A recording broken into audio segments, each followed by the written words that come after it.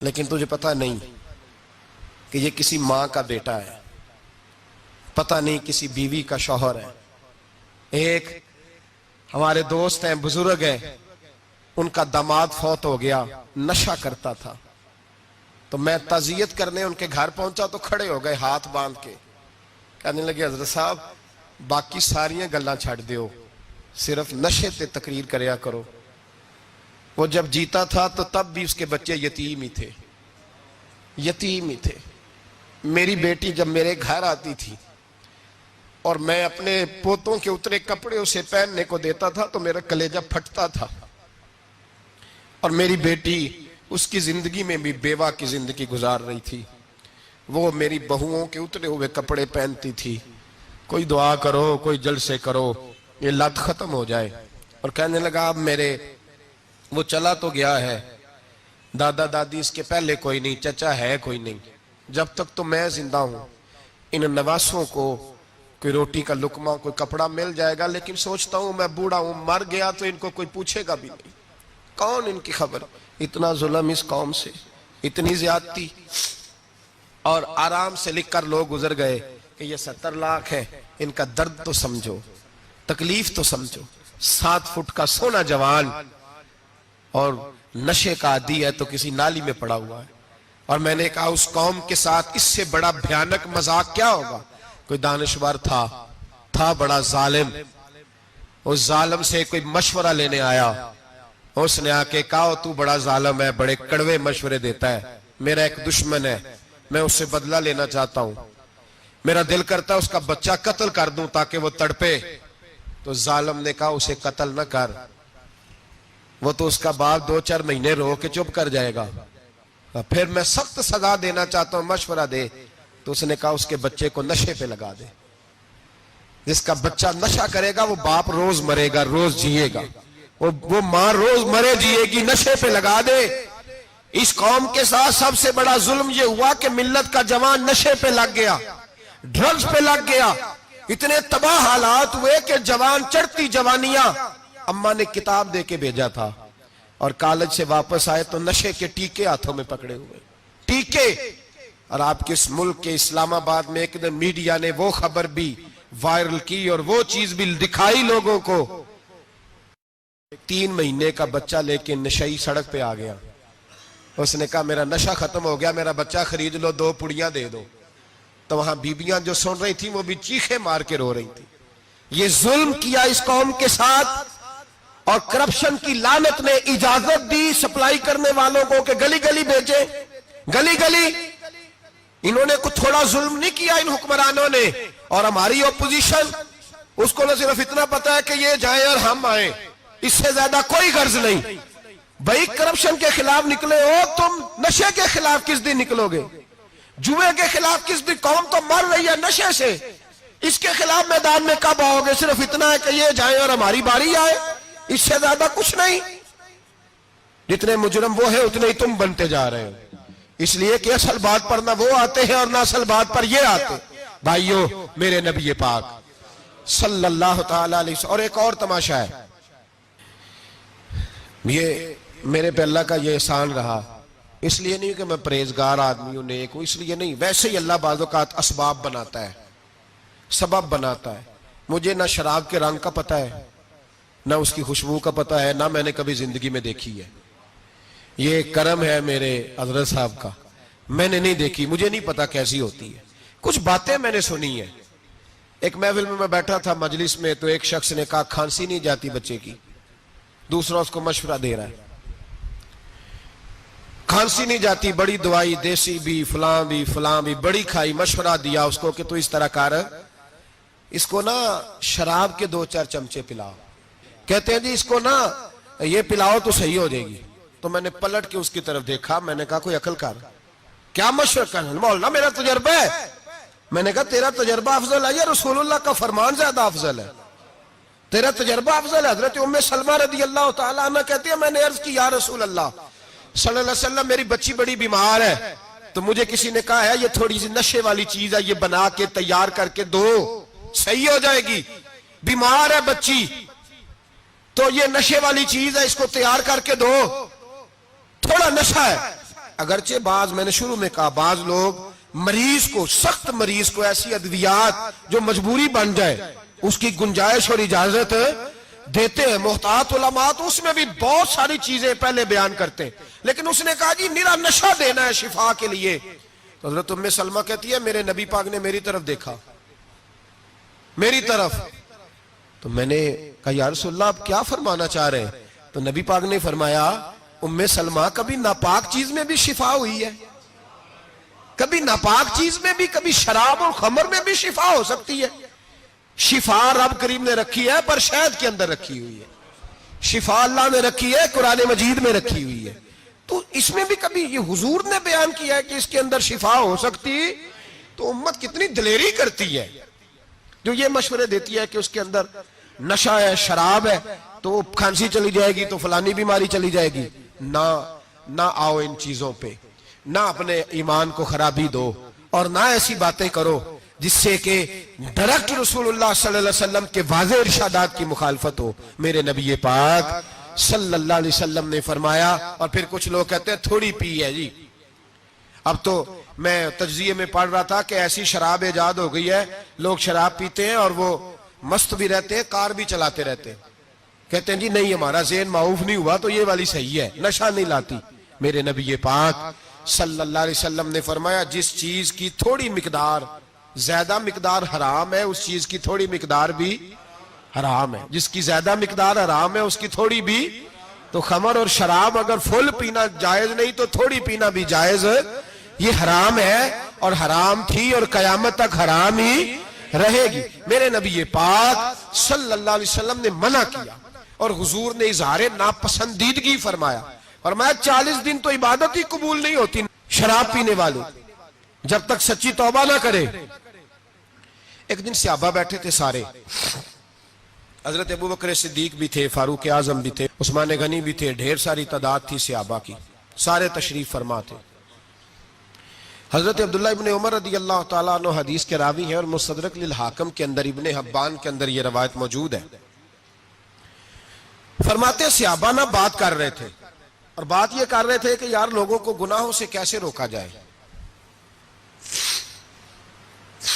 لوگوں کو گناہوں سے گفتگو. صحابہ یہ کر رہے تھے. عبداللہ ابن عمر کہتے ہیں بیٹھے تھے اور یہ گفتگو کر رہے تھے کہ گناہوں سے پلاننگ جی ہوتی تھی. ان کی جو محفلیں ہوتی تھی نا بیٹھ کے، وہ خوش گپیاں نہیں ہوتی تھی بلکہ وہ تبلیغ کی، جد و جہد کی، لوگوں کو برائی سے منع کرنے کے لیے بیٹھتے تھے، اس پر منصوبہ بندی کرتے تھے، پلان کرتے تھے، آگے ترتیب دیتے تھے. گفتگو ہو رہی تھی تو اب آپس میں بات ہونے لگی کہ کون سا گناہ زیادہ برا ہے جس پر سب سے پہلے کام کیا جائے. تو دور ایک صحابی بیٹھے تھے، ان کا نام تھا عبداللہ ابن عمر. ایک عبداللہ بن عمر ہے اور ایک عبداللہ ابن عمر ہے. حضرت عبداللہ ابن عمر دور بیٹھے تھے، بڑے سمجھدار سیانے باریک بین آدمی تھے. تو حضرت عمر فاروق اپنے بیٹے سے کہنے لگے جا عبداللہ ابن عمر سے پوچھ کے آ کہ سب سے سخت گناہ کون سا ہے. توجہ ہے میرے بھائیوں، ادھر دیکھیے گا میری جانب. پوچھ کے آ کہ سخت گناہ کون سا ہے. عبداللہ بن عمر رضی اللہ تعالیٰ عنہ کی خدمت میں جب عبداللہ ابن عمر گئے تو جا کے کہنے لگے کہ صحابہ پوچھتے ہیں کہ آپ نے زیادہ وقت گزارا ہے نبی رحمت صلی اللہ علیہ وسلم کے پاس، تو بتلائیے برا گناہ کون سا ہے، سب سے سخت گناہ، تاکہ سب سے پہلے اس پر پابندی لگائی جائے، اس پر محنت کی جائے. تو حضرت عبداللہ ابن عمر کہنے لگے صحابہ کو جا کے بتا دو کہ سب سے برا گناہ شراب پینا ہے، سب سے برا گناہ. اور یہ ام الخبائث ہے، برائیوں کی جڑ ہے، گناہوں کی ماں ہے، یہ بنیاد ہے. باقی گناہ اسی سے شروع ہوتے ہیں. کہتے ہیں میں نے آ کے بتایا تو حضرت ابو بکر صدیق رضی اللہ تعالیٰ عنہ سیدنا فاروق اعظم کہنے لگے خود جاتے ہیں، ان کے پاس خود جاتے ہیں، چونکہ ہم نے بات سننی ہے ہم خود جاتے ہیں اور ان سے جا کر کے سوال کرتے ہیں کہ اگر آپ کو اس تفصیل کا پتہ ہے نا تو اس کے پیچھے بھی کوئی تفصیل ہوگی جو میرے نبی پاک نے بیان کی ہوگی صلی اللہ تعالی علیہ وسلم. اس تفصیل کا بھی آپ کو پتہ ہوگا جو نبی پاک نے بیان کی ہوگی، اس بات کے پیچھے جو بیک گراؤنڈ ہے، جو پس منظر ہے. فرماتے ہیں کہ ہم اٹھے، عبداللہ ابن عمر کے پاس گئے، ان سے جا کے پوچھا کہ جناب آپ نے یہ تو فرمایا ہے شراب ام الخبائث ہے، تو اس کے پیچھے پس منظر کیا ہے؟ تو عبداللہ ابن عمر کہنے لگے یہ میں نے اپنے پاس سے نہیں کہا، یہ میں نے نبی پاک سے سنا ہوا ہے حضور سید عالم صلی اللہ علیہ وسلم بیٹھے تھے تو حضور نے فرمایا شراب یہ نشہ یہ برائیوں کی ماں ہے. اور پھر حضور نے ایک مثال بیان فرمائی. نبی رحمت علیہ السلام نے فرمایا بنی اسرائیل کا ایک واقعہ ہے. ایک خوبصورت جوان تھا تو ایک عورت کا دل آ گیا اس پر. یہ یاد رکھ لیں, ہم لڑکوں کو منع کرتے رہتے ہیں لیکن ہمیں گھر کی بچیوں پر بھی توجہ دینی ہوگی, ہمیں ان کے فون پر بھی نگرانی کرنی ہوگی, ہمیں وہاں بھی غور کرنا ہوگا. اس لیے کہ اگر کوئی بچی گنجائش نہ دے تو میرا خیال ہے کہ لڑکا جرت کرنے کی طاقت نہیں رکھتا. تو وہاں بھی ان کی اماں سے کہے کہ پابندی لگائے, بچی کسی کا موبائل لے کر کے کہیں اس کو استعمال تو نہیں کر رہی, اس پودے پر بھی توجہ دے, درخت بننے سے پہلے اس کی بھی نگرانی کریں, یہ بھی بڑا ضروری کام ہے. عورت کا دل آ گیا تو نبی پاک علیہ السلام فرماتے اس نے کوئی بہانہ لگایا, کسی کو کہا کہ اس نوجوان کو بلا کے لاؤ, اس کو کہو کہ ہم نے کوئی گواہی لینی ہے تجھ سے. وہ نوجوان آیا, ایک کمرے میں داخل ہوا تو اگلے کمرے میں لے گئے, وہاں داخل ہوا تو اس سے اگلے کمرے میں لے گئی, وہ داخل ہوا تو اسی طرح 7 مکفل کمروں میں لے گئی. میرے کریم رسول میرے محبوب پاک علیہ السلام فرماتے ہیں, صحابہ کو سمجھا رہے ہیں میٹھے لب و لہجے میں, فرماتے ہیں جب سب سے پچھلے کمرے میں لے گئی تو ایک لڑکا بندھا ہوا تھا وہاں رسیوں سے, شراب کا پیالہ پڑا ہوا تھا. اور بی بی کہنے لگی کوئی گواہی شواہی نہیں لینی, تجھے اس لیے بلایا ہے کہ تیرے اوپر دل آ گیا ہے, اب میرے ساتھ منہ کالا کر. تو وہ جوان کہنے لگا نہیں, میں نے اپنے نفس کو پاک رکھا ہوا ہے, میری نظر بھی پاک ہے, دل بھی پاک ہے, اور اس کی برکت یہ ہے کہ رب نے میری روح کو بھی پاک رکھا ہوا ہے, تو میں یہ حرکت نہیں کر سکتا. پاک لوگ پلید کاموں کی جانب توجہ نہیں کرتے, میں یہ حرکت نہیں کر سکتا. اقبال نے اپنے بیٹے کو دعا دی تھی, اس نے کہا تھا حیا باقی نہیں ہے زمانے کی آنکھ میں, خدا کرے کہ رہے تیری جوانی بے داغ, خدا کرے کہ رہے تیری جوانی بے داغ. کہا میرے ساتھ منہ کالا کر, اس نے کہا میں نہیں کرتا. کہنے لگی چل پھر اس کو قتل کر, اس کو میں نے باندھا ہوا. اس نے کہا میں قتل کیوں کروں, میری کیا دشمنی ہے. کہا پھر شراب پیو, کہا میں شراب بھی نہیں پیتا. تو کہنے لگی اب تو میں نے تجھے اپنے چنگل میں پھانس لیا ہے, اب تو یہاں سے بچ کے جا نہیں سکتا, اور اگر تو باہر جائے گا تو میں شور کروں گی, لوگ جمع کروں گی, اس نے میری عزت آبرو پہ ہاتھ ڈالا ہے, تو بچ تو نہیں سکتا, ایک کام تو کرنا پڑے گا. محبوب فرماتے ہیں اس نوجوان نے سوچا کہ زنا بھی بہت بڑا جرم ہے, قتل بھی بہت بڑا گناہ ہے, چلو اب مجبوری ہے تو شراب پی لیتا ہوں. لیکن وہ سمجھا نہ کہ شراب تو بنیاد ہے. اس نے ایک پیالہ جو پیا, کہنے لگا ایک اور دے دو, دوسرا پیا تو کہنے لگا ایک اور دے دو. اب 3 پیالے 3 بوتلیں شراب جو پی چکا تو خماری چڑھ گئی. اب اس عورت کے قریب جانے لگا کہ میں تیرے ساتھ زنا کروں گا. اس نے کہا جب تک میں قریب نہیں آنے دوں گی جب تک تو اسے قتل نہ کرے. اس نے اسے قتل بھی کیا, زنا بھی کیا. تو محبوب فرمانے لگے یہ قتل اور زنا جو ہوا ہے تو یہ شراب کی وجہ سے ہوا ہے. گویا شراب وہ جرم ہے جو قتل بھی کرائے گی, جو زنا بھی کرائے گی. اور اگر آپ نشئی کو دیکھیں, اگر آپ شرابی کو دیکھیں تو کیا وہ ڈکیتیاں نہیں کرتا پھرتا, وہ چوریاں نہیں کرتا, وہ اپنی ہی ماں کا زیور نہیں بیچ آتا, وہ اپنی ہی بہن کا پڑا ہوا جہیز نہیں بیچ آتا, وہ اپنے ہی گھر میں ڈاکے نہیں ڈالتا, وہ اللہ کے گھر مسجد میں آ کر کے چوری نہیں کرتا. وہ صرف اس لیے کرتا ہے کہ یہ نشہ, یہ شراب, یہ ماں ہے گناہوں کی, یہ جڑ ہے. ملت کے لوگوں یاد رکھو, اس امت اس پاکستان کے ساتھ جہاں بہت سارے ظلم ہوئے, وہاں بڑا ظلم یہ ہے کہ بہت بڑا طبقہ جوانوں کا نشے کا عادی ہے.